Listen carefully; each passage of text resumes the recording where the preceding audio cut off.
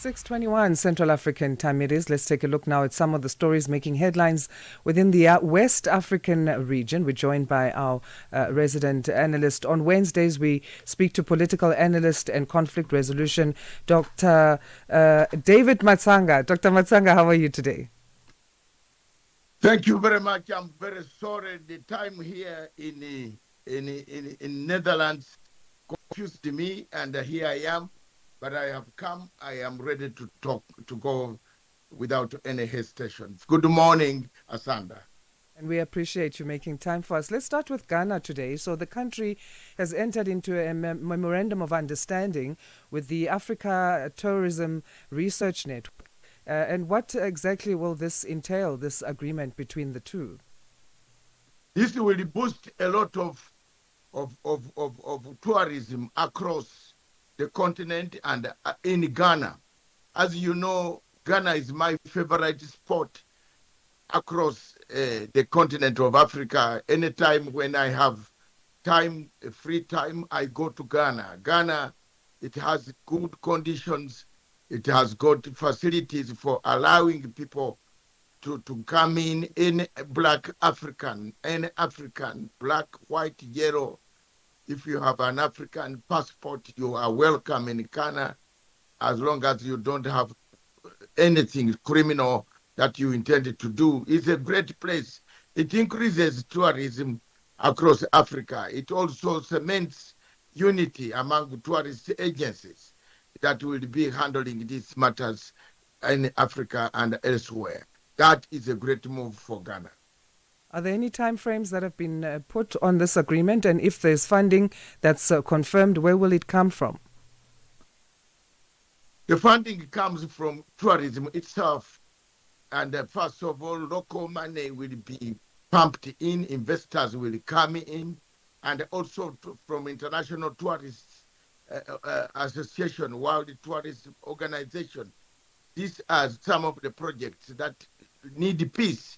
And as you know, Ghana is in that peninsula of West Africa. Ghana is the only country that is so peaceful. Therefore, funding will come from private investors, from the government, from foreign investors. Several people are coming in, and I think that is the best way to do business nowadays in Africa. So from your favorite country on the continent to your least favorite, let's go to Nigeria now, where there are discussions around security challenges in the country with America. And this after the president of the U.S., Donald Trump, had said that, or has accused the country of atrocities and killings against Christians, saying that he's going to attack with the military. And these killings allegedly being carried out by jihadists. What are the chances of a collaboration on security concerns between the two nations of the America and Nigeria?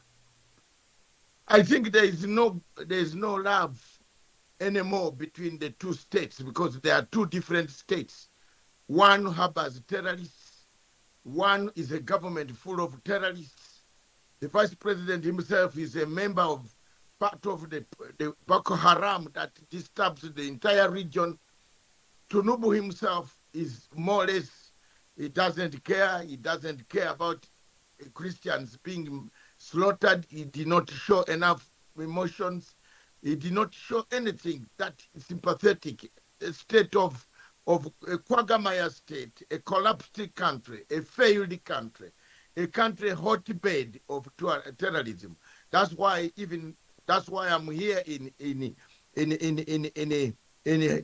Netherlands. I am here because of Nigeria, not because of anything. I am here trying to find a solution with some other international and African regional leaders. We are trying to find a solution. How long can we go on having a country that is breeding terrorists, that is sending us on the dead bodies across, that is sending us abducted people, that does not listen to orders at all? Nigeria is a country where no court order can be listened to. It kidnaps people. It abducts people. It kills people. It has abducted so many people. It has abducted one gentleman from another country in Africa, taken him there. This country in Africa said, return that man. You came at night, stillly took this guy. We want him back in court. If he has got a problem in our country, we shall try him and then send him back to you. So Nigeria is not a country I should speak about. In fact, you spoil my morning when you bring this state. It is collapsed, it's gone. It's a problem of Africa with everything inside it. Let's shift then so that your morning isn't too spoiled. But we're going to Benin now, where the country has signed off on constitutional amendments that will extend the presidential term there from 5 to 7 years. We know the current president, Talui, won't really be that affected by this. He's only got 6 months left in power. But for those general elections of 2026 that the country will be embarking on, what does this mean, do you think? He wants another one. Not to be affected. My dear sister, that is now the disease of Africa. The disease of Africa is we have lost it. I don't think Africa can manage one man, one vote. Let's go back, Asanda, to drawing table. Africa is the most complicated things when it comes to elections. You have seen elections across Africa everywhere. People are not able to consider elections. They go into these elections. Some of them want to go into these elections without even signing any document, any rules, like that guy in Tanzania, Tundu Lissu. He just wants to come and say, I want to win an election. A game has got rules. Therefore, listen, all these extensions, change of extensions of constitutions, it's happening everywhere, almost in Africa. Every sitting president wants to extend his term because they reach there, they commit so many things. Some of them are not fulfilled. Some of them are very bad. They fear how to go. So Africa needs to create a culture of where we live serving presidents. If he has committed a crime, leave him to go and sit. We must introduce that type of immunity in our clauses of the Constitution. Some of the things that make presidents stick to power is we threaten them, that if you leave power, we shall bring you to jail. Look at what happened in Zambia between Kiruba and Lungu.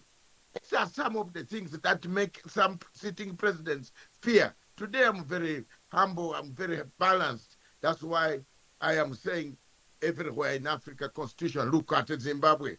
Are you not seeing what is going on there? Near you there.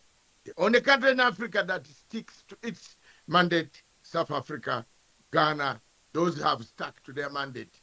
Now look at what is happening in the Senegal. The two men are fighting. Very soon the army could come in or they can be separated by some other force. Africa, we need to go back to Renaissance. As you talk of Senegal and we speak of changes to governance there, the President Bassirou Diomaye Faye and his Prime Minister Ousmane Sonko are not seeing eye to eye. There are some cracks there in their relationship as a result of President Faye unilaterally making changes to the coalition there. What exactly were these changes that Sonko is not happy about? Sonko